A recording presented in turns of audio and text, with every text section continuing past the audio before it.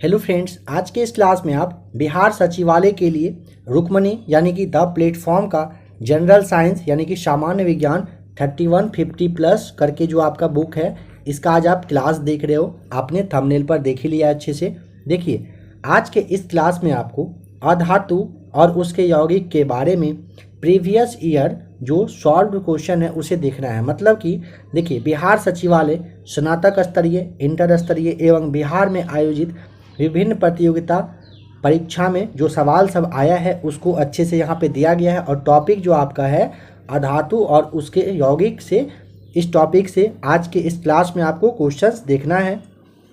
आप लोगों में से जो लोग बिहार सचिवालय की तैयारी कर रहे हैं और इस क्लास को पहली बार देख रहे हैं, तो आप एक बार प्लेलिस्ट में आकर चेक कर लेंगे। आपके बिहार सचिवालय के लिए काफ़ी सारा प्रैक्टिस सेट है, साथ ही साथ बीपीएससी के लिए भी आपके लिए मटेरियल अवेलेबल है, देख लेंगे। बहुत ही जल्द बिहार एसआई का क्लास स्टार्ट होने वाला है, उसे भी आप देख लीजिएगा। अगर आप बिहार एसआई की तैयारी करना चाहते हो तो चैनल के साथ आप जुड़ जाएंगे। तो एक बार आप प्लेलिस्ट में आकर चेक कर लीजिएगा, ज़्यादा अच्छा रहेगा।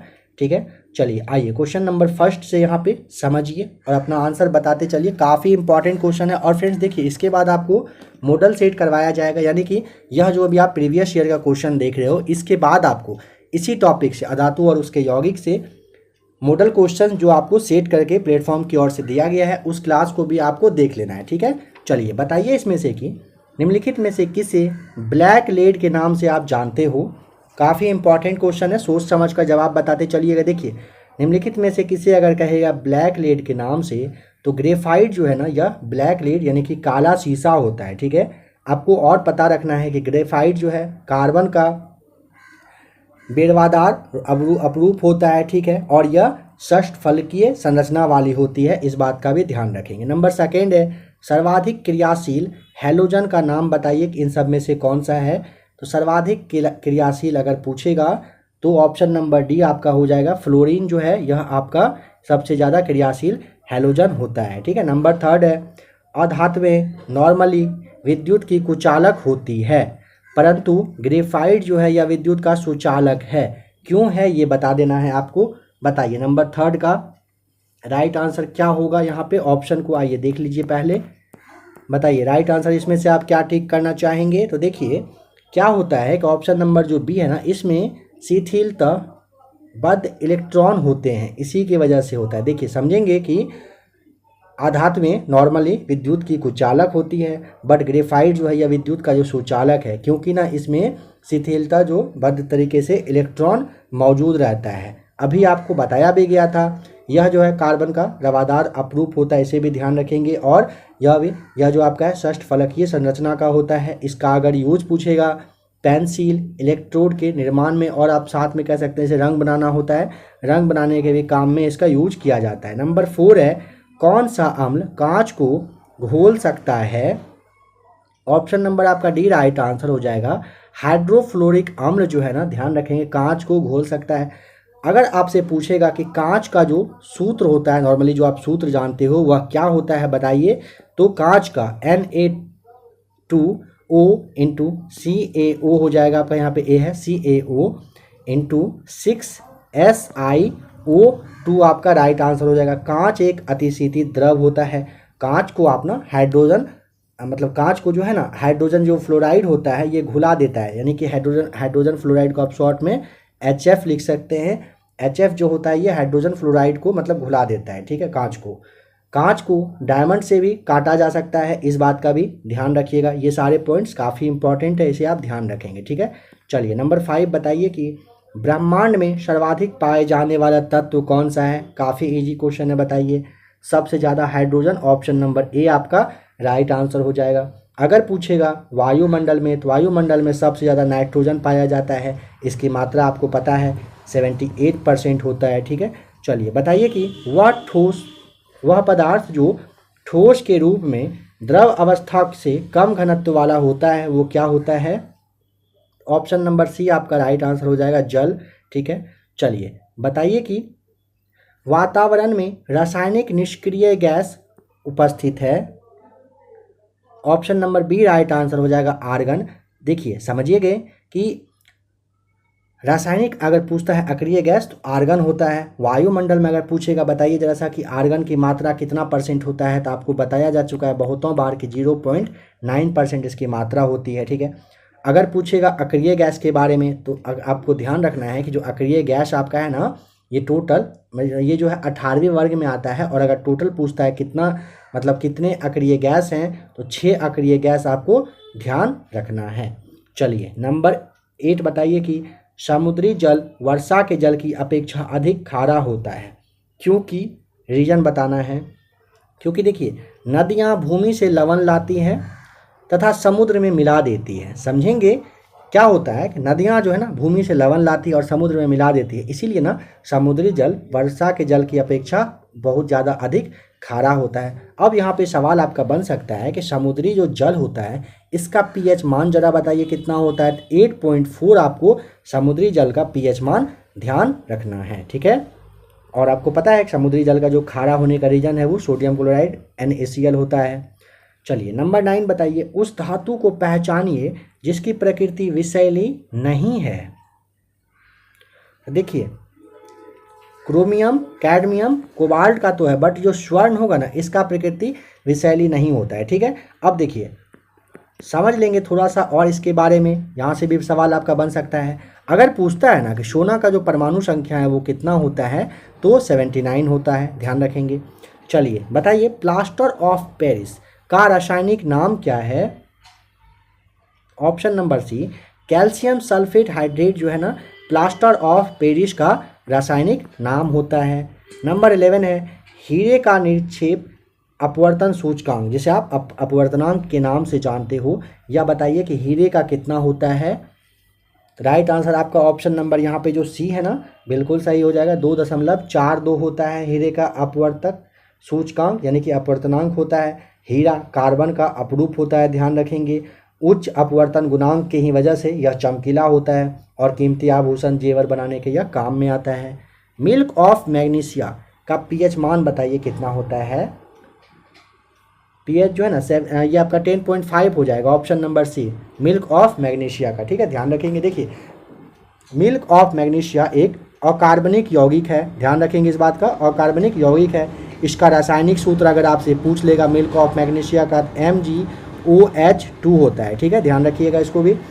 इसे आप मैग्नीशिया हाइड्रोक्साइड कहते हैं, हाइड्रोक्साइड, ठीक है। जल में अगर यह घुल जाता है तो दूध के जैसा आपको दिखेगा, ठीक है। और इसका अगर पूछेगा यूज जरा बताइए तो क्या होता है, तो पेट में जो अम्ल जमता है, अम्लता होता है, उसको दूर करने का काम करता है मिल्क ऑफ मैग्नीशिया। निम्नलिखित में से कौन सी अधातु कमरे के ताप पर तरल होती है। Option number C right answer bromine कमरे के ताप पर तरल होती है। बताइए सागर जल में सर्वाधिक मात्रा में पाए जाने वाला पदार्थ कौन सा है। तो साधारण लवण जो आपका ऑप्शन नंबर बी है, यह सागर जल में सबसे ज़्यादा पाया जाता है, ठीक है। साधारण लवण का रासायनिक नाम आपको पता होगा कि सोडियम क्लोराइड आप इसे ही कहते हो, ठीक है, सोडियम क्लोराइड के नाम से आप इसे ही जानते हैं। चलिए बताइए डेलेमाइट अयस्क है किस चीज़ का। तो डेलेमाइट जो अयस्क मैग्नीशियम का होता है, ऑप्शन नंबर ए Mg का हो जाएगा राइट आंसर। वह गैस जो नोबेल गैस कहलाती है कौन सा है बताइए। तो देखिए ऑप्शन नंबर जो डी आपका दिया हुआ है हीलियम आपका क्या होता है, ये आपका नोबेल गैस होता है। देखिए हीलियम थोड़ा सा सुन लेंगे ध्यान से, helium, neon, argon, krypton, xenon, radon, ये आवर्त सारणी के शून्य वर्ग के तत्व सारे हैं और ये सारे क्या हैं, ये सारे निष्क्रिय गैस हैं, ठीक है, ध्यान रखेंगे। नंबर 17 हंसाने वाली गैस कौन सी होती है। तो nitrous oxide, option number B right answer हो जाएगा। इसका रासायनिक सूत्र आप जानते हो N2O होता है, ठीक है, नहीं जानते हैं तो याद कर लेंगे। और N2O का जो यूज है ना चिकित्सा के क्षेत्र में भी किया जाता है। हैलोजनों का इलेक्ट्रॉन बंधुता निम्नलिखित में से किस क्रम में होती है बताइए, सोच समझ कर बताइएगा। तो राइट आंसर यहाँ पे आपका जो नंबर फर्स्ट है ये हो जाएगा, ठीक है, क्लोरीन, फ्लोरीन, फिर ब्रोमीन हो जाएगा, ध्यान रखेंगे इसे। देखिए एक बात यहाँ पे और समझ लीजिए, जैसे अभी आपने देखा था ना हंसाने वाली गैस जो आपका नाइट्रस ऑक्साइड था, तो अगर यह पूछ ले कि N2O की जो खोज है किसने किया था, याद करिए तो किसने किया था। अगर आपको इसका जवाब पता होगा तो ज़रा सा आप बताइए। तो नंबर 17 का N2O का जो खोज है ये किसने किया था, ठीक है। अगर जवाब पता हो तो ज़रूर कमेंट करके आप बताएंगे।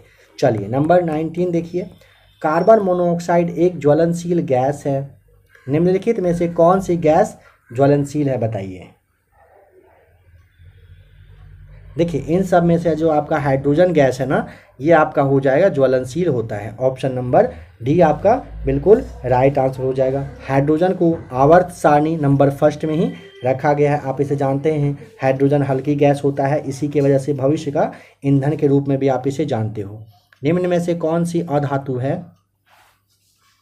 बताइए। नंबर 20 का अधातु, ऑप्शन नंबर सी आपका राइट आंसर। फ्लोरीन जो है यह अधातु होता है। चलिए बताइए, निम्न में से किस प्रशीतक का उपयोग आजकल नहीं होता है। Option number C, carbon dioxide का नहीं होता है, ठीक है।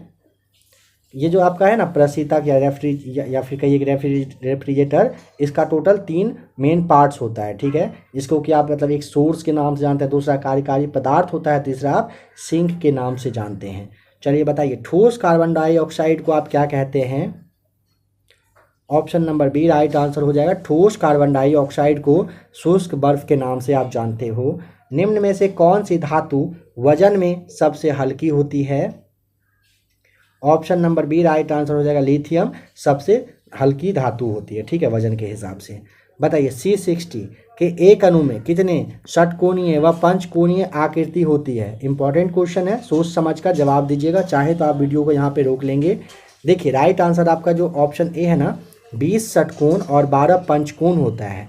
ध्यान रखेंगे, अगर पूछेगा फिर से आप ध्यान देंगे, C60 जो आपका है इसके एक अणु में 20 आपका षटकोण और 12 पंचकोण होता है, ठीक है।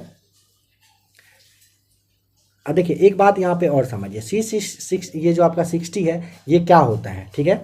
तो आप ना इसे ऐसे समझ लीजिए कि फुलेरीन जो होता है ना, ठीक है, फुलेरीन, तो C60 फुलेरीन को ही कहा जाता है, ठीक है। C60 का जो यूज है आप जानते हो, कैंसर के यूज के लिए किया जाता है। चलिए बताइए कि शुष्क बर्फ है, इन सब में से शुष्क बर्फ कौन सा है।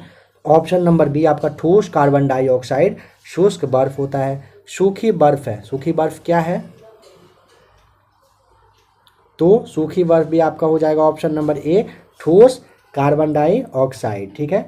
चलिए नंबर 27 बताइए, यहाँ पे कह रहा है कि सल्फर ट्राइऑक्साइड त्रिक अणु में SS बंध की जो संख्या है वो कितनी होती है, ये बताइए।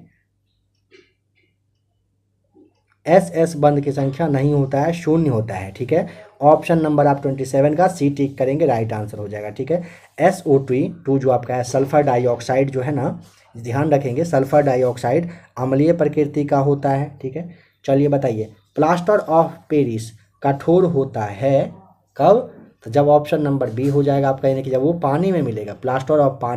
प्लास्टर ऑफ पेरिस जो है पानी में मिलने से क्या होता है, कठोर होता है। नंबर 29 है आज का, यह आपका लास्ट क्वेश्चन है। हाइड्रोजन पेरोक्साइड है, बताइए क्या होता है। ऑप्शन नंबर जो बी है ना, ऑक्सीकारक व अपचायक दोनों होता है। हाइड्रोजन पेरोक्साइड आपका ऑक्सीकारक और अपचायक दोनों होता है। राइट आंसर ऑप्शन नंबर आप यहाँ पे बी को आराम से टिक कर देंगे, ठीक है। तो फ्रेंड्स देखिए, अभी आपने टोटल आज के इस क्लास में 29 क्वेश्चन देखा, जो कि आपका BSSC के लिए जो आपका साइंस का बुक है उससे लिया गया था। आज के इस क्लास में आपने टोटल जो 29 क्वेश्चन देखा वह आपका अधातु और जो है उसका जो यौगिक है, कहिए कि उसके यौगिक से आज के क्लास को आपके लिए लिया गया था। आशा करता हूं कि आज का क्लास अच्छा लगा होगा। नेक्स्ट क्लास में जो आपका है मॉडल क्वेश्चन आपको इसी टॉपिक से देख लेना है, ठीक है। बहुत ही जल्द उसका क्लास आपको मिल जाएगा। अगर आज का क्लास बिहार सचिवालय के लिए अच्छा लगा होगा तो अब आप वीडियो को लाइक कर देंगे, अपने दोस्तों के पास अगर मन हो तो आप उनके पास भी शेयर कर देंगे, ठीक है। बिहार सचिवालय के अलावा BPSC जो 68वीं BPSC है उसके लिए, 67वीं BPSC के लिए भी आपके लिए क्लास आ ही रहा है। 68वीं BPSC भी नेक्स्ट अभी है। फिर आपका BSSC इंटर लेवल का आएगा, उसके लिए भी आज का यह सेट काफ़ी ज़्यादा इंपॉर्टेंट था आपके लिए। उसके लिए भी क्लास आपका आएगा। बिहार सचिवालय इंटर लेवल आता है, उसका भी क्लास आएगा। और बिहार एसआई की अगर आप तैयारी कर रहे हो, तैयारी करने वाले हो, तो चैनल के साथ आप जुड़ जाइएगा। बहुत ही जल्द बिहार एसआई का सेट स्टार्ट होने वाला है। ठीक है, चलिए मिलते हैं एक और नए वीडियो के साथ।